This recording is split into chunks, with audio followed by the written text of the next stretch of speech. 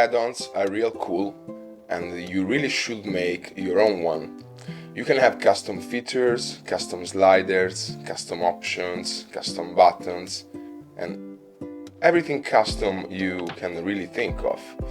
Maybe you can make something like this, which lets me create real quick this kind of shape. Can enable wireframe, disable, shade smooth it, add a random material, can see it working here. Maybe you can also make a custom quick light setup. For example, we select the object and we can choose from different setup of lightings, and then we simply apply the lightings, and we have our lightings, which I believe they also follow the movement of the object, which I think it's pretty cool. Let's give it the floor to see it a little bit better.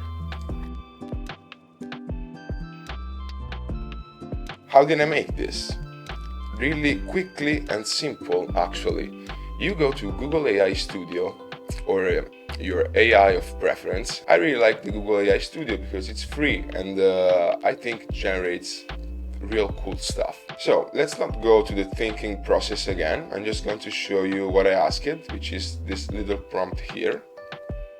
I can copy and paste it in the description if you want to try this exact one. So here, the code it gave me. You don't have to know what's going on. You can just copy and go to Blender. You have to look for the scripting part. So let's open a new project. We go to scripting. I like closing this one because I don't really look at that. And then you just click on new. You already copied your code, so you paste it inside here. And you look for the play button, which will run the script. Script is run, and as we can see here, it's working. So if we press N, this tab will open, and scrolling down, because I have many add-ons, because I love add-ons, you can find the quick lights. Now clicking on this one, you can see our add-on right here. Let's see if it works. Let's use a Suzanne maybe, just so you can see some reflections going on. Let's add the floor, a big one. Put it something around here. Click on Suzanne, and we can select, as we saw, different presets from here. But let's apply, and it's working. So let's go to render mode, and as we can see, we quickly got our light setup. We can remove it and try the other ones. And as you can see, they're gonna have their own name, so left, right, top, they're going to move.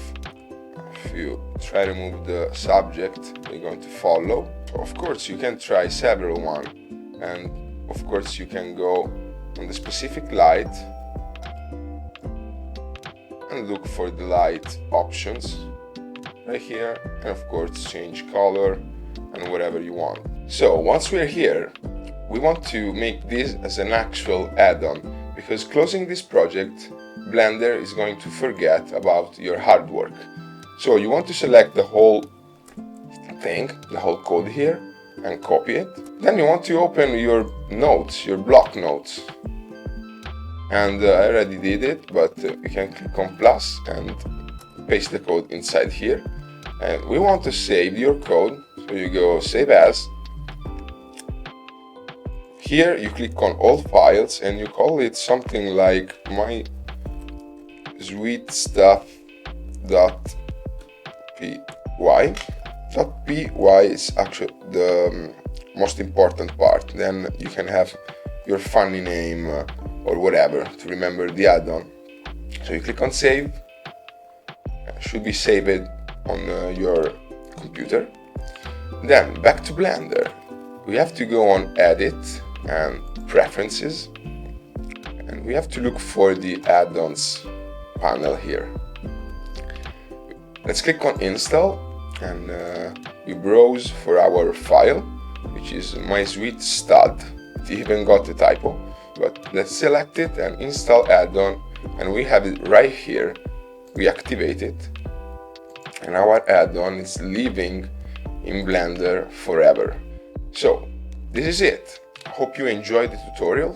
Like and subscribe to support the channel. This video is a new one in a while, and I'm planning to make way more, so stay tuned.